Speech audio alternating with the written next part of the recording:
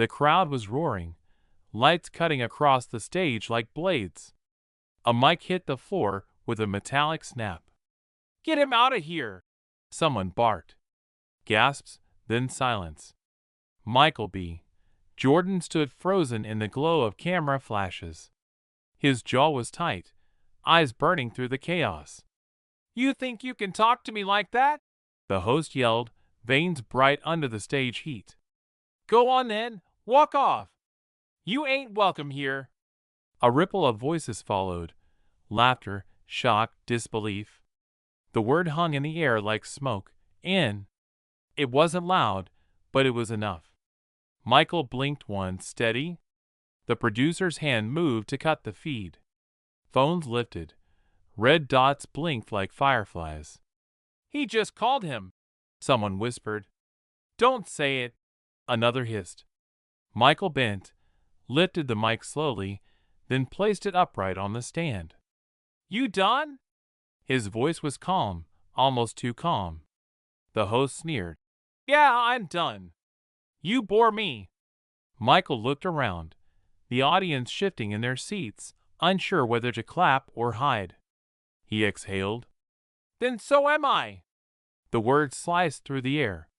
Cameras caught his face in full, wounded dignity, restrained fury, and something deeper, resolve. He turned, walked off stage, the applause uncertain, fractured. Online, hashtags were already forming. Hashtag Jordan walks off. Hashtag late night racist. Hashtag who he think he is. But to understand how Hollywood's most respected man became the center of a national debate, you had to go back one day earlier, to a dressing room that still smelled of coffee and nerves. Michael arrived early, as always. 7:42 p.m. Sunset Studios B. He carried his own garment bag, his assistant trailing quietly behind. "You really don't have to do this one," she murmured. "He's unpredictable." "It's fine," Michael said, sipping water. "People love unpredictable. Keeps it real." But he didn't smile. He'd seen the clips, the host smirks, the digs at guests, the viral roasts. None of it bothered him much. He'd handled tougher crowds in smaller rooms. He was there to promote his foundation for at-risk youth in Carolina, not another blockbuster. A cause, not a performance. Still, something in the air felt wrong, too rehearsed, too ready. He sat under the makeup light, eyes heavy. "You ever get the feeling," he asked quietly, "that some folks smile just to see how far they can push you?" The makeup artist looked up. "Every day, honey. Every damn day." He grinned faintly. "Then we're in good company." Down the hall, laughter echoed. The host, Blake Harrington, silver suit, louder than his ratings, was telling a story about teaching lessons to overrated actors. His assistant laughed on cue. "Tonight's gonna trend, mark my words," Blake said, tapping his cue cards. "America loves a little controversy. You sure you want to pick him?" "Why not? He's Mr. Perfect. Let's see what happens when he gets a little heat." He snapped his fingers. "Pull up that clip of him crying at the charity gala. We'll run it during segment 3. Won't that look, cruel?" "Exactly." At 8:05, Michael was seated behind the curtain. The show's band played an upbeat riff. Audience clapped, signs flashing applause. "Coming up," the announcer boomed, "the one and only Michael B. Jordan." He adjusted his jacket, steadying his breath. "You got this," his assistant whispered. "Always do," he said, though his throat was dry. The first segment went smooth enough. Jokes about gym routines, his new film, a harmless jab about being too good-looking for real problems. The crowd laughed. Michael played along. But Blake's tone shifted subtly with each question, his smile sharpening. "So you play all these heroes," he said. "Boxers, soldiers, saviors. Tell me, when's the last time you actually struggled?" The audience chuckled. Michael tilted his head. Struggle's not a prop, man. It's life. Some of us just don't film it. The laughter wavered. Blake's smile twitched. Touchy subject? Just honest. Then came the clip, the charity gala. Michael on stage months earlier, voice cracking as he spoke about the kids his program saved from the streets. Blake played it without warning. That's beautiful, man, he said, faint sincerity thick in his tone. Almost looks like acting. The crowd gasped. Michael's hand froze on his knee. What did you say? Relax, it's a joke. You're an actor, right? Michael leaned back, measuring his words. Not everything's a performance, Blake. The host grinned wider. Oh, come on. You Hollywood types love the spotlight. Admit it, you crave it. I crave truth, Michael said quietly. That scares some people. The tension was visible now, thick as smoke. The producer gestured frantically for Blake to change topics, but he didn't. Truth, huh? Then let's be real. Your foundation, some folks say it's just PR. Which folks? You know, folks. The word lingered with poison. Michael's jaw tightened. Say it straight. Blake chuckled. Hey, don't get all street on me. The room turned cold. Even the band stopped fidgeting. Street? Michael repeated, his voice dropping. You think being honest makes me street? Oh, lighten up, man. You people get so sensitive. That was the moment, the crack before the collapse. Michael's eyes darkened, steady but trembling inside. You people, he whispered. The audience sensed it too. Phones raised again, digital vultures circling. Cut to commercial, someone whispered. But the director froze. Blake pushed on, hungry for a viral clip. I'm just saying, he said loudly. You act like you're saving the world, but you're just another celebrity trying to stay relevant. Michael exhaled through his nose, calm but seething. I came here to talk about kids who don't get chances. And you, kids don't sell ads, Blake interrupted. Scandals do. That's when the mic hit the floor. Backstage, chaos bloomed. Producers arguing, publicists shouting into phones. Michael walked down the corridor, past flashing red signs, ignoring the voices calling after him. Mike! Wait! He didn't. He reached the exit, pushed open the heavy door, and stepped into the night. Cool air hit his face. He closed his eyes, inhaled. Downtown LA glowed like a restless beast beyond the lot. For a moment, he felt peace, a fragile, dangerous peace. Then his phone buzzed. Notifications stacked like dominoes. Headlines already forming. Jordan Storm's off-live set, ego or integrity. Did he go too far? He shut it off. Silence. The next morning, his publicist barged into the apartment. You're trending in 27 countries, she said, eyes wide. They're calling for statements. Blake's network released a quote, "We condemn unprofessional behavior." Mine or his? Michael asked. Doesn't matter. They control the story. He poured coffee. Not for long. What are you planning? To show them who they messed with. She blinked. Michael, don't escalate. They'll blacklist you. He looked up. For telling the truth? She hesitated. For making them uncomfortable. By noon, footage had been clipped, slowed, remixed. Talk shows debated his anger issues. Commentators analyzed his tone, his posture, his pause before walking off. No one mentioned the slur. Algorithms had erased the sound, censored the word. The narrative was clear. He overreacted. That night, the foundation's phone rang nonstop. Sponsors. Reevaluating partnerships. Kids from his program sent messages. We believe you.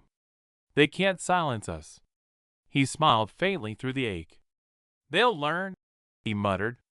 They always do. Blake meanwhile basked in the storm.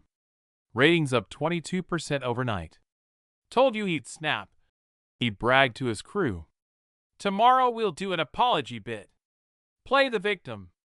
America eats that up. His assistant nodded nervously. What if he says something? What can he say? It's his word against a billion-dollar network. But Blake underestimated one thing. Michael's patience wasn't weakness. It was strategy. 3 hours later, a silent clip appeared online. Grainy backstage footage, timestamp 8:31 p.m. It showed Blake, off-air, leaning close to his staffer. His voice, clear as day. If he brings up race, cut the mic. I'm not giving the guy a platform to guilt-trip me. Let him look crazy. The internet froze. The video spread faster than any PR spin could stop it. Hashtags flipped. Hashtag we heard it. Hashtag Jordan was right. Hashtag cut the mic. News anchors scrambled. Blake's producer vanished from social media. The network issued another statement, vaguer, colder. Michael stayed silent. No interviews, no tweets. Just one message on his foundation's page. Dignity doesn't shout. It endures. Still, inside him, something burned, not revenge, but principle. He'd spent years preaching respect and second chances. But what did you do when the people in charge kept proving they didn't deserve either? He looked at his reflection that night, the city lights flickering across his face. You can't fight dirt by staying clean, he whispered to himself. But you can make them choke on their own dust. He called his lawyer. How fast can we book Studio B for tomorrow? The same studio? Exactly the same. You planning a press conference? Something like that. Word spread before sunrise. Michael B. Jordan to address controversy live. Reporters swarmed the lot. Network security was tight. But this time, Michael didn't come alone. 2 SUVs rolled up. From them stepped his team, his foundation members, teachers, veterans, kids in uniform t-shirts. Not bodyguards, witnesses. People he lifted when no one cared. They flanked him quietly, eyes steady. You sure about this? His assistant asked. I'm not here to fight, he said. I'm here to end pretending. Inside, producers panicked. We can't let him on stage, one shouted. He's not cleared. Too late, another replied. The feed's live in 30. Blake was pacing his office, jaw tight. He wouldn't dare show up here. But the knock on his door said otherwise. It wasn't timid, it was deliberate. 3 knocks. Blake opened. Michael stood there in a dark suit, eyes calm. Morning, he said. Didn't expect me? You got nerve, man. You trespassing. Public studio, public truth. You really think anyone's gonna side with you after last night? Michael smiled faintly. They already did. Down the hall, someone shouted. He's on camera. The monitors flickered. Michael standing at center stage, microphone in hand, lights rising. The same stage, same crowd seating, but a different silence. His foundation team stood behind him, not speaking, just present. The audience wasn't paid tonight. They were invited, volunteers, teachers, kids, strangers who'd watched the clip. Yesterday, Michael began, voice steady. I was told to entertain. He paused. But truth isn't entertainment. The room was still. When a man calls another man out his name, that's not a joke. When people laugh, that's not comedy, it's complicity. Cameras zoomed. The producers whispered into headsets. Cut the feed now. But the signal wasn't theirs anymore. Michael had rented the broadcast rights for one night, under his own production company. He'd learned from them. Blake appeared at the edge of the stage, trying to smile. So this is your redemption tour? No, Michael said softly. It's yours. Blake frowned. Excuse me? I'm giving you what you didn't give me. A chance to listen. The silence was suffocating. Then, faintly, applause began, from the back row, then the middle, then everywhere. Michael didn't flinch. "You can keep your jokes," he said, "but I'll keep my name." Blake's face hardened. "You think you can embarrass me on my own turf? You did that yourself." Security moved in, studio guards, confused about who was in charge. "End this," Blake barked. "Now!" The head guard hesitated, then looked at Michael, at the kids behind him, then back at Blake. "Sir, maybe do it," Blake shouted. The guard didn't move. Cameras caught every second. The crowd's murmurs turned to chants. "Let him speak! Let him speak!" Blake's voice cracked, desperate now. "You're ruining everything!" Michael tilted his head. "Everything that wasn't real." That was when Blake snapped. "Get out of here, you worthless!" The word almost left his mouth again, but he stopped, seeing hundreds of phones recording. His breath hitched. The guard finally stepped forward, hand on Blake's shoulder. "Sir, please step aside." For a moment, time held its breath. Michael looked at the man who tried to break him, and saw only fear, small, pitiful fear. "You done?" he asked again. No answer. He turned to leave, but not before saying one last thing. "You wanted a show? This is it." As he walked off, the lights dimmed, replaced by the glow of countless screens broadcasting his image live. Outside, the street pulsed with noise, supporters, reporters, skeptics. But none of them knew what would come next, because this wasn't over. Inside the control room, one of Blake's producers whispered, "Should we issue an apology?" Another shook her head. "You don't apologize to the truth. You bow to it." Blake slumped into his chair, sweat beading his forehead. His phone buzzed nonstop, calls from sponsors, executives, legal. His empire was cracking. He muttered to himself, "He'll regret this." But deep down, he already knew who would. Outside, rain began to fall, a soft, cleansing drizzle over the studio lot. Michael stood under it, letting the water run down his face. Reporters shouted questions. He didn't answer. He looked up at the blinking sign that once bore Blake's name. The letters flickered, one by one, until only now remained lit. He smiled faintly. "Yeah," he whispered. "Now!" But the night wasn't finished. As he stepped into the SUV, his phone vibrated again, an unknown number, a blocked caller. He hesitated, then answered. A woman's voice, calm, official. "Mr. Jordan, this is Captain Renee Adler, LAPD Internal Affairs. We'd like to discuss a matter related to last night's incident." "Police?" he asked quietly. "Why?" "Because someone filed a complaint against you." He froze. "What kind of complaint?" "Allegations of harassment and property damage during the taping." "That's impossible." "Then I'm sure you'll want to clear it up." She paused. "Tonight." The call ended. Michael stared at the screen, rain dripping down his sleeve.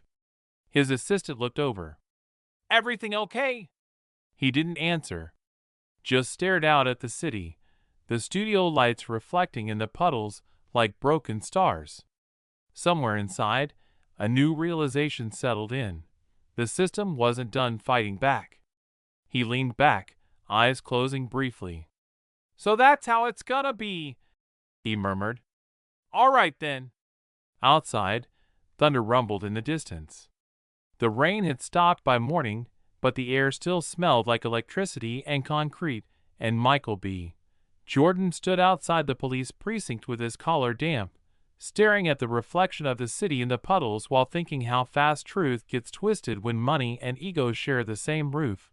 Then he walked inside, calm but sharp, and sat across from Captain Renee Adler, a woman whose voice carried the steadiness of someone who'd seen lies dressed as policies, and she told him the complaint against him was already public, that the network accused him of aggression, that their lawyers were protecting brand integrity. And he almost laughed at the phrase because brand integrity was exactly what they had none of. So he said quietly, "You saw the footage." And she nodded, saying there was third-party audio showing the slur, that the network cut the feed but not the microphones. And the moment those words hit the air, he felt the weight slide off his chest, not gone but shifting, turning into focus instead of anger. She let him read her report and told him, "Truth works slow, but it works sure." And he said, "Then let it work." Outside, reporters shouted questions. Cameras blinked like restless fireflies. But he just said one sentence, "Dignity doesn't shout, it endures," and left. In the car, his assistant Ari told him that the internet had flipped again, that people were starting to see the pattern, that staffers were leaking anonymous messages saying Blake Harrington had ordered them to bait him, and she handed him an email with a memo attached. Cut his mic if he brings up race, show the crying clip, push until he cracks. He read it once, closed his eyes, and said, "We don't destroy people. We show the rot and let the light do its job." They sent the evidence to the local paper, to a national outlet, and to Adler. By noon the story exploded. The newspaper ran the headline "Pre-planned humiliation." The national outlet printed the full memo, sponsors froze contracts, and the network panicked. Inside their glass office, Blake shouted about loyalty, while the CEO calculated losses. The lawyer talked about creative intent, and everyone avoided the word racism like it was radioactive. But the public had already decided that silence was confession. Michael stayed out of sight. He went to the gym he'd helped rebuild, running drills with kids who didn't care about trending hashtags. When one boy asked if he'd win the fight, he said, "Son, sometimes the fight is to stay kind when they're trying to make you mean." That night Adler called again, saying a voice note had surfaced of Blake bragging, "If he doesn't cry, we'll edit it till he does." And Michael just stared out the window and whispered, "Then edit this," knowing the truth now had its own pulse. The next morning the network released a statement full of empty phrases, miscommunication, and shared regret. But the crowd outside the studio didn't buy it. Teachers, nurses, construction workers stood with signs reading "Let him speak," and their stillness spoke louder than any chant. Under that pressure the executives agreed to a live town hall, with Michael and Blake on camera, hoping to control the damage. When the night came the stage looked stripped of its arrogance. No flashy desk, just 2 chairs and a circle of people. Michael wore a plain shirt, no stylist, no PR shield. Blake sat across, pale under the lights. The moderator asked what truth meant to them, and Michael said, "It's not a weapon. It's a mirror. Some folks break it so they don't have to see themselves." The crowd was silent. Blake tried to read from a card, but the words tangled. A young producer stood up shaking and said she'd been told to manipulate the footage, that she was sorry, that fear had kept her obedient. Michael didn't gloat. He just said, "Apology's the start, not the end.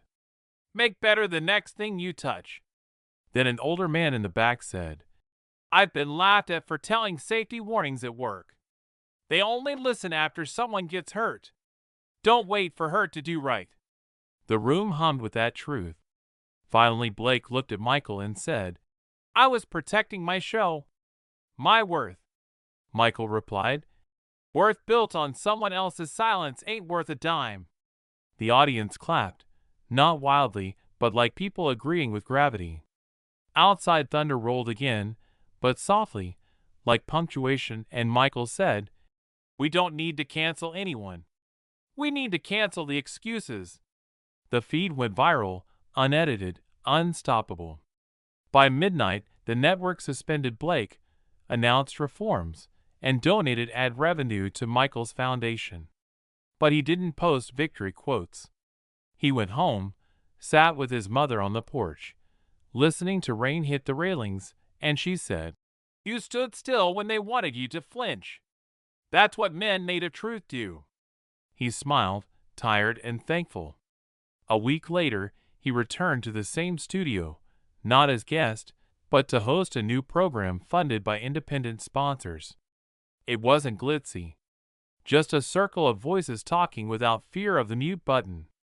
In the pilot episode, he said, "We're here to prove that silence isn't peace, it's pressure waiting to be released." And when a kid asked him how to keep calm when insulted, he answered, "Don't live where hate tries to send your name. Keep walking toward where dignity lives." The closing credits rolled over his quiet face. No theme song, only the sound of rain returning outside, soft, steady, like forgiveness teaching the world a better rhythm.